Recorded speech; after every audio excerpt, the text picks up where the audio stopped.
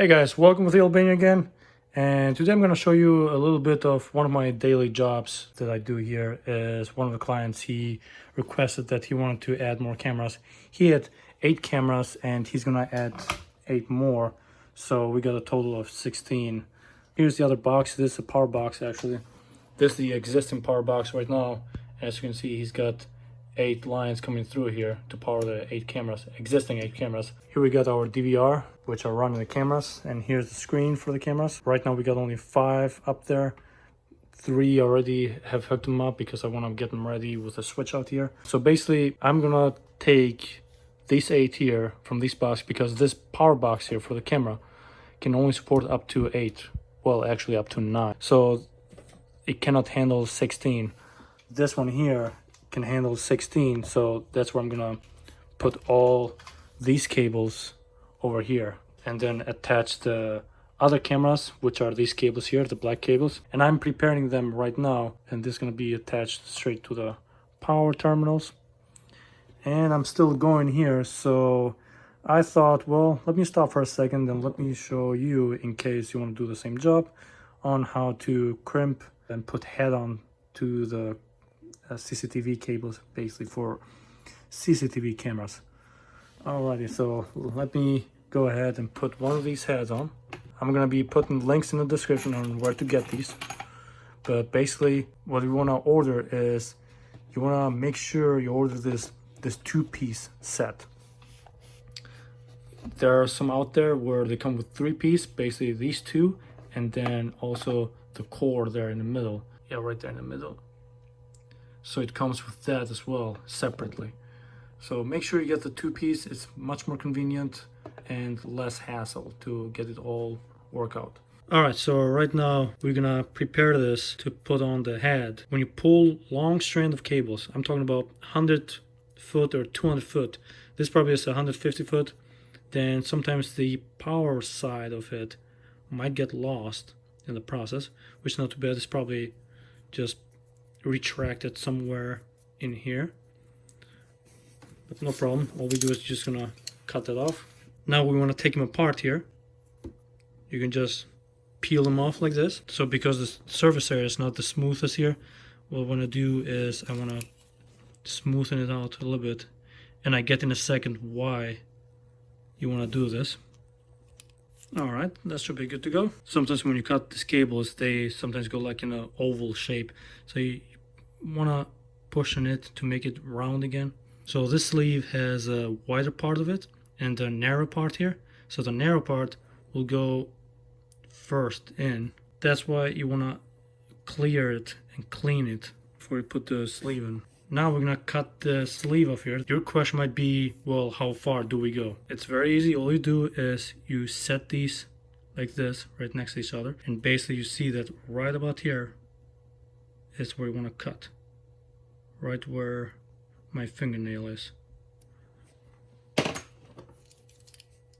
So right on my fingernail, I'm gonna start cutting.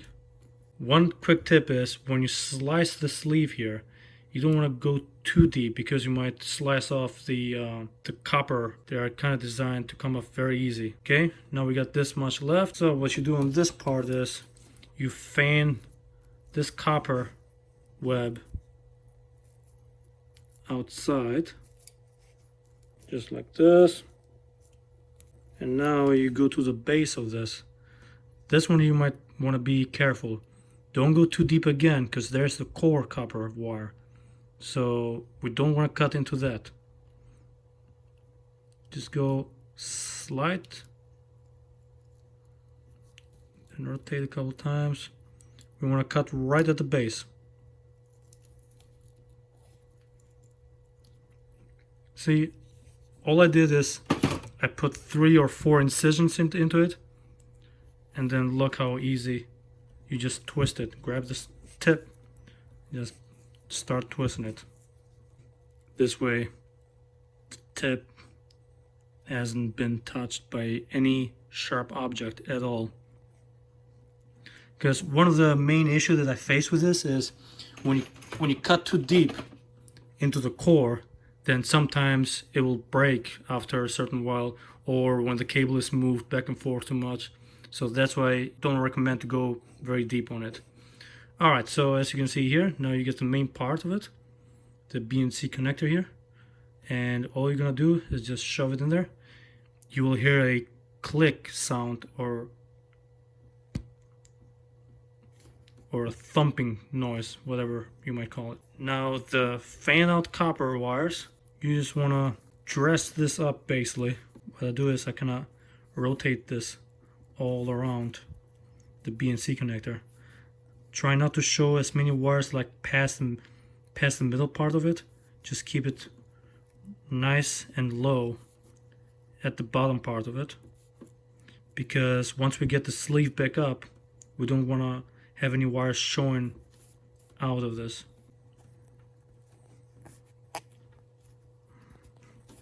And as we can see, we got a clean sleeve on top of it with the wires barely even showing. So now we go and crimp this thicker sleeve, metal sleeve part here into its place so it won't move and it can be snug with the cable. So what we do for that, we grab the crimper again, put it on the biggest hole here, just crimp on it,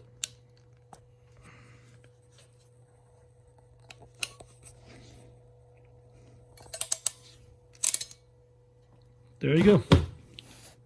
And now we got a clean crimp on it.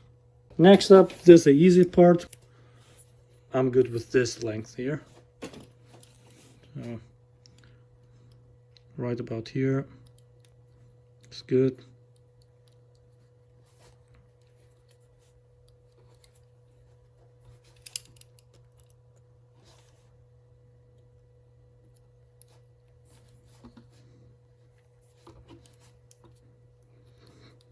Just put little incisions all around it. Don't cut deep, because like I said, it'll cut through the actual metal part too. And just start twisting. Alright, and just like that, this camera cable is ready to be hooked up. Alright guys, and here we are at the camera side, and we're gonna finish up the job on the other end of the cable as we're doing over here. I already got this part here, and now we're gonna work for the power of the camera. So what we're gonna do is we're gonna finish this up real quick, and I have to pause the video for a second because I got nowhere where to put my camera on. I'm here at the very top of the ladder, so be back in a second. Okay, so here I have them prepared and finished up and ready to be hooked up with the adapter. I don't go too far up here because this will be insulated in just a little bit, so I want to keep the insulation as much as possible here. So let me put on the adapter. The adapter I'm using is this one here. I really love these little things. It's so convenient, it's easy to install, and it makes it such a breeze if the camera goes bad and you have to change them out. Then all you do is you have to unhook the BNC over here, and you just pop this out from the power side of the camera. I've seen some other projects where this have been clamped together, or some use wire nuts. I wouldn't do wire nuts. I would actually prefer to use this instead. So let me put this on because I need both of my hands again. And here it is with the power adapter on. Quick thing here, it has a plus and a minus sign, which is for the positive and negative, and you want to hook up the red to the positive and the black one to the negative. Now what I'm going to do, I'm going to use some good old electrical tape here and just going to insulate this part here so it's not open, because we got power here, and you know, any moisture or anything might make this not work correctly, even though we got only a low voltage of 12 volts, but you know, just to be safe. So let me put this on real quick. So here it is, completely insulated, and now all we do is hook it up to our camera power side. So that's it, easy as that. Now as far as the camera goes, in my opinion, this is a really good camera for the price.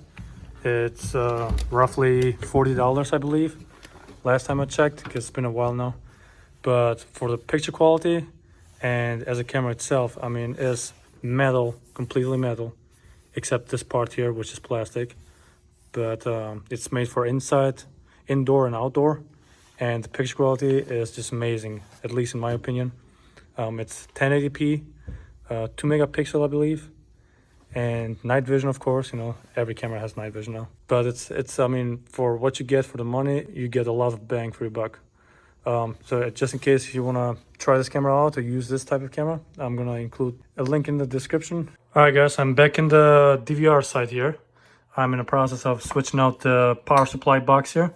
So I got the 16 ports here. I got the old setup that was here, which by the way, I didn't do that. I'm doing the new one, and you can tell by the black cable here. But I want to show you real quick as to why, when I emphasized how important it is that when you slice a cable or strip a cable, that why I like to use the knife instead, because I can feel it and I can control it better as to how deep I'm going, so I'm not really cutting into unnecessary places.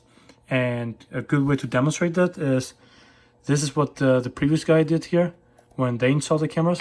So if you look closely, you can see what happened here is they were trying to strip the white sleeve here off the black and the red wire here. What they did is they went with a stripper too deep, and so deep that now the black and the red wire are affected too. So this is a big no-no to me. So anyways, I'm gonna go ahead and finish this up. Just gonna hook up all of these cables to their spot.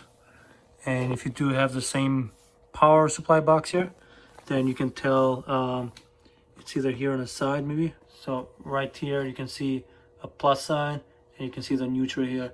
So the plus sign is going to be the red wire, and the neutral, where in this case the negative, it's going to be the black wire. So let me go ahead and do that. All right, so we got everything hooked up here at the power side. Just going to flip on the switch here. Okay, now power gets to the camera. We can close it and just lay down here. And I'm gonna move on to attach these to the DVR. And as soon as I hooked up everything, the camera's in the back of the DVR, the cameras just start populating the screens here. I don't think there's really much a science behind hooking up this. I mean, for me at least, the toughest part of this job is to run the cables. And then setting up all this little thing it's nothing. But to run the cables, yeah, it can be a job for sure.